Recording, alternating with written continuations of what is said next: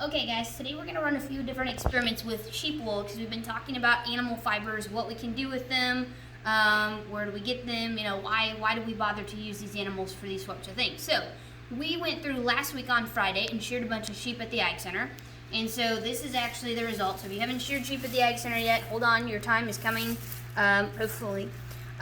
So you can see here, this is kind of what the wool looks like. Now obviously, it's not exactly the cleanest thing in the world because remember, wool's job is to help protect the sheep and to help keep their skin nice and soft. Now, unfortunately, in the video, you don't get the full effect because you can't, smell what this smell, right? You can't smell what this smells like, but you can really smell the lanolin. And if we remember what lanolin is, it's the oil that's in the sheep's wool and in their skin that helps soften it up. So I don't know if you can see, we'll see if this works or not. If I rub this wool around on my hand enough, can you kind of see how my hand's a little shiny maybe now? I don't know if you can see in the video or not, but for sure from here you can. So that's the lanolin that's in there, that grease. And we use lanolin for tons of things. It can be in, a lot of times, in your chapstick, lotions, especially hand creams. It's in a lot of different stuff. And so the lanolin, we harvest that too. So we don't want to wash the sheep beforehand, number one, because we don't want to get rid of that lanolin, because we want that. Number two, we don't really need to wash the sheep because our clippers, if we're just shearing them to get rid of the wool quick, our clippers are designed to cut through that pretty easy. Now, for shearing a sheep for a show, it's a lot of S's in one sentence, it's a lot easier to wash them ahead of time because they're going to be sheared off a little differently because we do a good job, we make them look nice, and we get rid of most of the wool at the same time. But in this case, we're just going to shear them off real fast. So that's what we did the other day at the Ag Center. So this is actually the wool from the Ag Center that the 7th graders and 8th graders kind of helped me shear off. So we've got our wool. One of the things we've talked about with the wool is how it's fire resistant. Now it's not completely fireproof. If you get it really, really, really hot, it will actually eventually start on fire. But especially when the lanolin's in there yet, this stuff should be pretty fire resistant, which is part of the reason why a lot of our big buildings are lined a lot of times with wool embedded into some of the building material to help slow down in case of fires or explosions or things like that. And it's also why firefighters' uniforms are lined with wool to help protect them. And wool's also an insulator, which means it keeps cool things cool and hot things hot. So firefighters actually get to stay cooler inside of the uniforms because of the wool and the lining. So we've got our wool kind of all set here. Now, we're going to produce some fire and see if we can actually set this stuff on fire or not, or at least just prove to you guys that it doesn't actually start on fire. Now, that being said, if we look at our wool really close here, you can see, oh no, we've got some little bits of hay, some straw, some corn pieces, some different things that are kind of embedded in there. That stuff obviously has a different point at which it catches fire compared to this. So, I'm not saying you won't see any flame, because there's a chance some of that straw and stuff could actually start on fire. But we're going to try this anyway. So if you see some flame, that could be what it is. So, experiment 626. If you don't know what experiment 626 is, watch Lilo and Stitch, you'll understand. Experiment 626, here we go. So, you can see it kind of just melts a little bit of the surface, kind of where we've got some of that dirt and dinge. But otherwise, even if I hold that there for a long time, you'll see it pretty much goes out about instantly. And we don't really get much for flame at all. So, again, kind of proving wool's pretty neat in the fact that it's kind of fire resistant. Now, again, you guys aren't here, you don't get the full experience because you can't smell this. It kind of starts to stink like burning hair. If you don't know what burning hair smells like, it's kind of disgusting in my personal opinion. But you can see that didn't work out so hot. Now, some people are like, okay, why does it smell like burning hair? This is wool. If we think back, wool, one of the major things that makes up wool is keratin. Keratin is also one of the major things that makes up our skin, nail, hair, some of that kind of stuff. Now, some of you guys are like, trying to get some hair here. Some of you guys are like, well, hair is not fire resistant. Oh, that was a lot more hair than I wanted to get out. Anyway, I'm out of dead hair for the day, apparently. We used it all up in the other classes. Hopefully some of that's white. We'll get rid of those pretty fast. Anyway, some of you guys are like, well, wait a second. Hair starts on fire, doesn't it? It doesn't, be fireproof like our wool. How does that work if they're both basically made out of the same things? The difference is the chemical compound that makes up a wool is not going to catch fire. Compared to hair, if you see what happens here, it pretty much melts instantly, poof, And that's all we got left. So don't try to start your hair on fire at home, because you'll probably run into a big problem. Notice I had this glass, which is kind of fire resistant, and now, whew, it stinks in here. So, we tried kind of the dirty wool, we tried kind of the hair. Rip my hair. Some people are like, well, what about clean wool? Wouldn't that make a difference if there's not lanolin in there to protect it? So, we washed this wool. As you can see, we got a big difference in our color. Now, we didn't do anything real special to this. We rinsed it out once, rinsed it out a second time with a little Dawn dish soap, and that was it. The difference in the feel is a lot, though, because this stuff's kind of still sticky with that lanolin. This stuff feels pretty clean, okay? Kind of like a cotton blanket. Anyway, so we've got our clean stuff in here. We'll do the same thing. Now you'll notice it melts a little bit more on the edge, but other than that, we got nothing still, okay? Now some people said, wait a second. What about dye? If we put dye in the wool, what about that? Does that change it? Let's check that out. So we dyed this wool here today. So the dye is even pretty fresh yet. So as you can see, dyed wool, not dyed wool, you get the point, right? So if we go to try this stuff out here, again, same thing. Kind of repels it, and actually this is kind of changing the color a little bit, and you'll understand more why it's changing the color here as we get more into some stuff. But you can see it's more orange now compared to pink before. But again, make sure that's not too hot. Again, didn't really do a whole lot to it, right? So, one of the neat features about wool, fire resistant, okay? Other neat features about wool, so I'm gonna take this stack of dirty stuff, maybe even get a little more here, okay? We said that wool has the ability to protect the sheep. You're gonna see how much it protects the sheep here. This is just an empty, it's got water in it, plastic bowl. We're gonna dump our wool into there, and all we're gonna do is run some hot water on it, or warm water in this case. It's not even that hot. That's all that's in here, okay? You saw it was empty, like a magic magician. Now, when we start to get this wool wet, ew, that's kind of gross, right? So, this wool is designed to protect the outside of the animal. So think about when we use it for clothing and shoes, think about how much that's actually protecting your skin or wherever you happen to be wearing it. Now, we're gonna wiggle this around just a little bit, and you'll see, this also proves our point that wool is super absorbent, right? It can absorb up to 1/3 of its weight in water. Check that out. If I go to wring it out, look at all that water that was trapped inside of that wool. It's pretty cool. The other thing, besides the fact that wool is super absorbent, it dries really fast because it wicks away the moisture. So all I did was wring it out with my hands, and you'll see that's fairly dry. But look at that nasty stuff we got out of there, right? Look at how much cleaner the wool is. So wool helps protect the sheep. We're gonna dump that out. We're gonna rinse this guy one more time because we're actually gonna dye him a little bit. So we're gonna run some more warm water in there. And we're just taking a little bit of Dawn dish soap just to kind of get rid of some of that lanolin, kind of make it easier to absorb our dye. So you'll notice I didn't put a ton in there, just enough to get it a little sudsy, kind of get rid of some of that stuff in there. So we're gonna mix, that's why you do not try this at home. Only under the supervision of an ag teacher, or a science teacher, or a fun teacher, you know. Anyway, so you can see that looked pretty dirty before. We got a bunch more out. So we're wringing out the last little bit. Again, wool is super absorbent, but it dries really easy.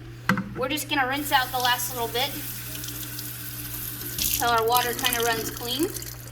And you can see I didn't really do a ton to it, but now my water's starting to run clean. I got that stuff pretty well cleaned up. If we go back and compare it to our stuff before, obviously that's significantly cleaner.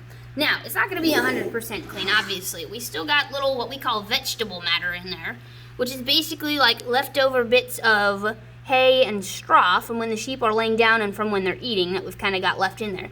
That stuff's not necessarily going to get broken up by our water. So, one of the other things that happens to the wool when it goes to get processed is they run it through a carding machine. Now, I unfortunately do not have a large carding machine in here. If I did, we'd start making some fabrics and stuff. But I do have one of these. Now, some of you are like, oh my gosh, that's a dog brush, or a poodle card, or a slicker brush, or a leg brush, or whatever you want to call it. Same thing, different name, right? Basically, what they do at the woolen mills, or the place where they process the wool, is they have a giant one of these on a wheel.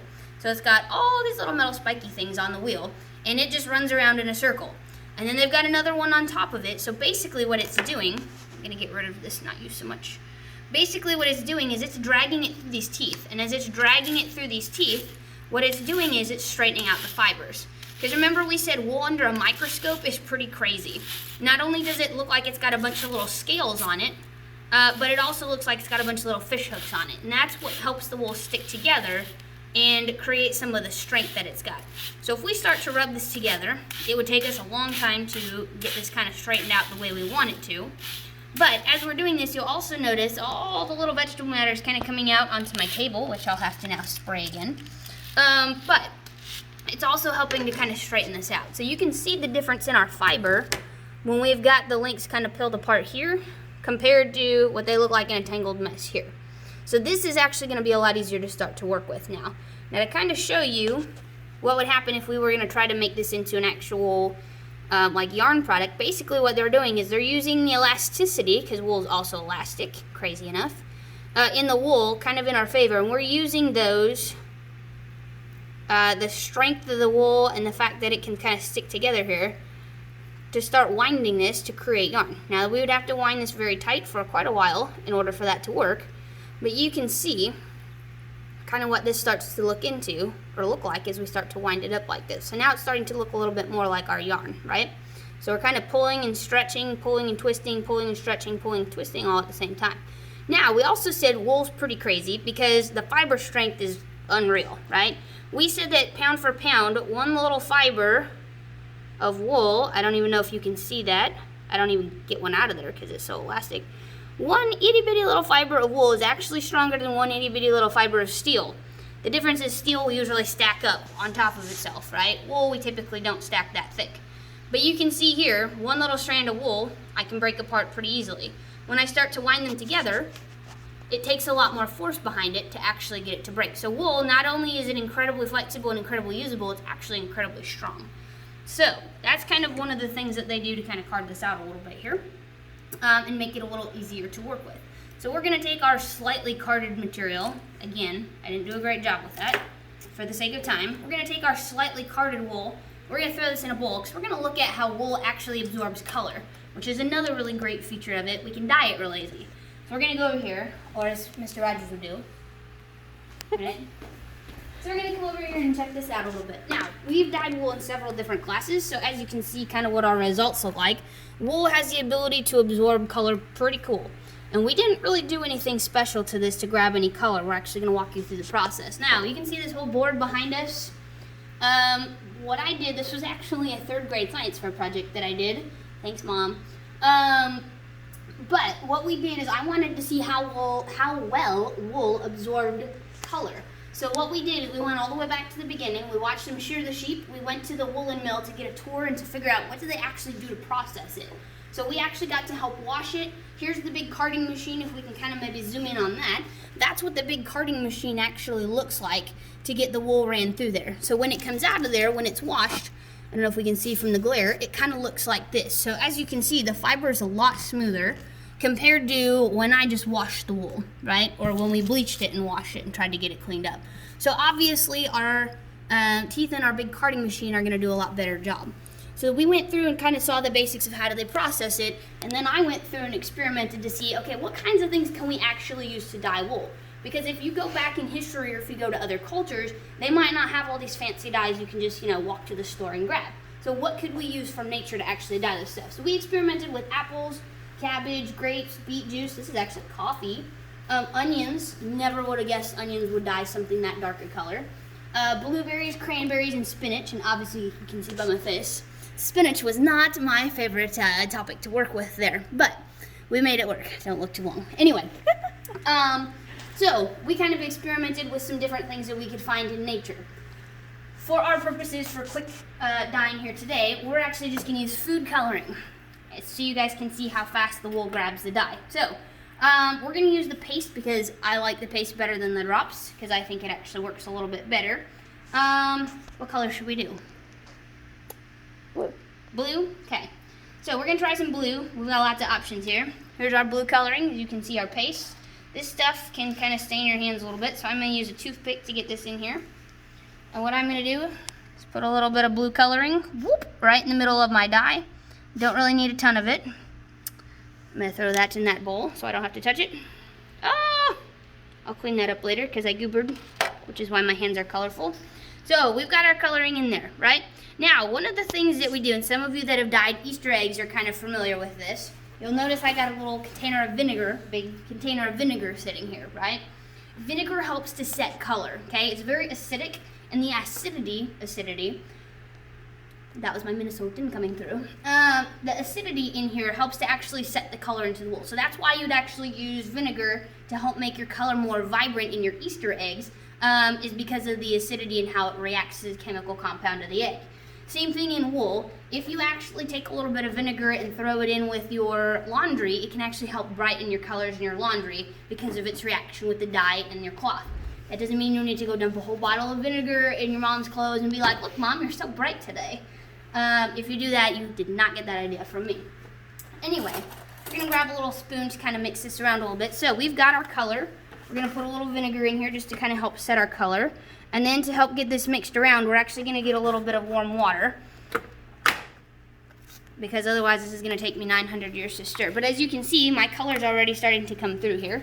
Now if we use just the liquid food coloring, this would be a little faster, but like I said, I like the paste because it's a little faster. And as you can see, the color intensified as I add the water to it, basically because we're getting this paste mixed around a little bit. We're going to continue to mix this to make sure the vinegar is all spread out, make sure we get every little piece of that wool covered. And you can see it's absorbing the dye almost immediately, and even absorbing the water and the vinegar that I've got put in there. So once it looks like we've got every single piece of this covered, then another step in the process to kind of help us set this is with heat. So if you've ever had your hair dyed before, a lot of times they'll put you under one of those hoods, you know, blows the hot air, take a nice little nap while you're waiting. The reason why they do that is to help, the heat will help set the color and absorb it into whatever you're going to be dyeing. In some cases it's my hair, so I don't look so white. But anyway. So we've got our handy dandy little microwave here. We're not going to microwave this for too long, just enough to where it almost starts to boil. Maybe put a little more water in there so I don't accidentally start the school on fire. And we're going to let it run. And we're going to wait. This is like the worst part when we did this in class, because everybody's like, how's your day, Miss Weeby? It's good. How's yours? It's fantastic. Excellent. We're here at school. That's all that matters. Anyway. So, we're going to wait and wait and wait. We're going to peek in, because if it starts to really boil, then we might want to take it out a little earlier, because, you know, I'm using kind of a flimsy as a whole paper bowl. And again, I don't want to make a big mess, nor do I want to ruin my microwave, because I like my microwave. So we're down to 30 seconds. You never realize how long time goes until you have to, like, sit and kill time, you know. So hi, everyone. Oh! You never know what surprises you're going to get when you're watching a Weeby video. So, got about 12 seconds here left, and our water is kind of starting to boil a little bit. We're going to give it just another couple seconds. We'll pull it out of there. Now, one thing everybody commented on, stinks in here. The stink is the acidity of the vinegar as it starts to heat up. Now, you can see my color obviously has intensified since the last time. It's definitely a lot brighter. So I'm just going to give this a couple more quick stirs, give it a second to kind of finish absorbing some of that color. And then what I'm actually going to do is I'm going to wring some of this out so you guys can see what this looks like a little better and see the true color of the wool. So to try to protect my hands from the heat and from the color, I'm just going to squeeze on the outside of this bowl. That's why I like these flimsy bowls. And now, ta-da! You can see just with a little bit of simple food coloring, a little bit of vinegar, a little bit of heat, it's kind of how it affected our wool, kind of the color it made it. Now, ideally, I need to get this dried up, but I forgot my hair dryer, so we couldn't finish drying this up. So what we did is we just set it out and let it air dry on its own, and we had a cute little piece of dried wool. And I bound myself a scarf. But those are some of our experiments kind of talking about the characteristics of wool. And again, fiber we get from animals, humans use in all kinds of ways. Some of it might surprise you. Check your carpet. Or maybe your closet. You never know. So that's all we got for today.